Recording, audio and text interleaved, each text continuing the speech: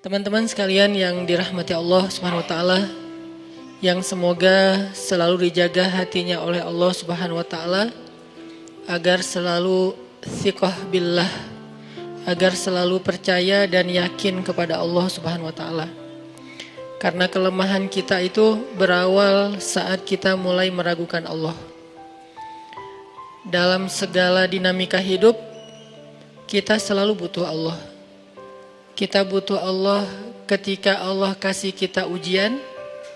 Bahkan tetap kita butuh Allah ketika Allah kasih kita nikmat.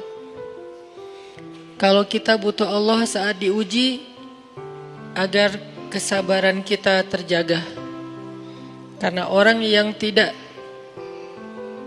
ditemani atau dibersamai oleh Allah Subhanahu wa taala ketika dia sedang diuji, maka dia akan mudah untuk berkeluh kesah, bahkan berputus asa.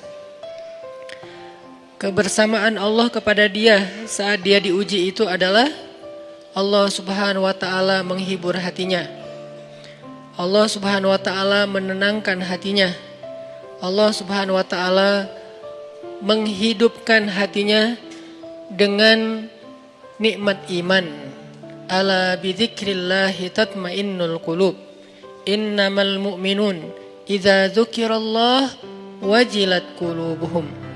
Bukankah dengan mengingat Allah hati menjadi tenang? Dan orang yang beriman apabila diingatkan dengan nama Allah, disebut nama Allah, maka hatinya akan bergetar.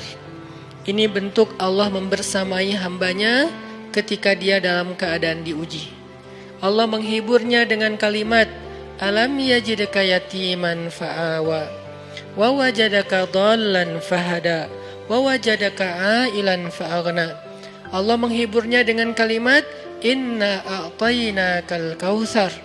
Allah menghiburnya dengan kalimat, kalla saya'lamun, summa kalla saya'lamun.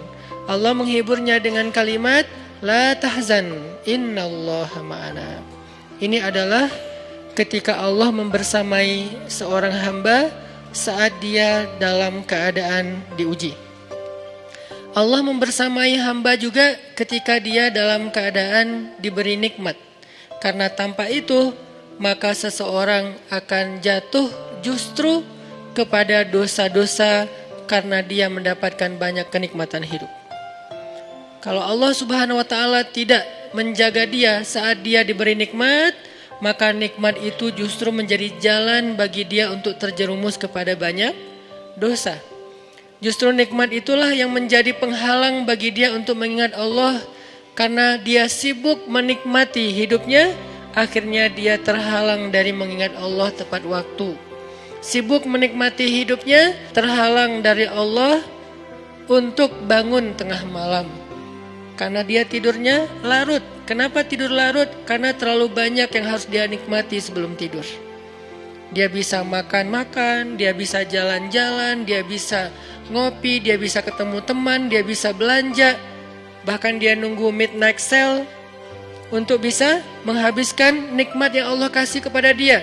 Sehingga akhirnya tidurnya terlalu larut, lalu dia tidak bisa bangun untuk menghadap Allah, curhat kepada Allah. Hal yang selama ini dia lakukan justru ketika dia diuji oleh Allah. Ketika diuji oleh Allah, mudah bagi dia bangkit tengah malam, curhat, sujud panjang, menangis dalam doa. Ketika Allah kasih nikmat, curhatnya hilang, malamnya lelap, sampai bahkan subuhnya juga kelewat. Ini kalau Allah enggak membersamai seorang hamba ketika dia diberi nikmat. Sehingga orang yang seperti ini, kalau dalam keadaan seperti ini terus-menerus dalam jangka waktu yang lama, nanti dia akan terjebak di dalam istidraj.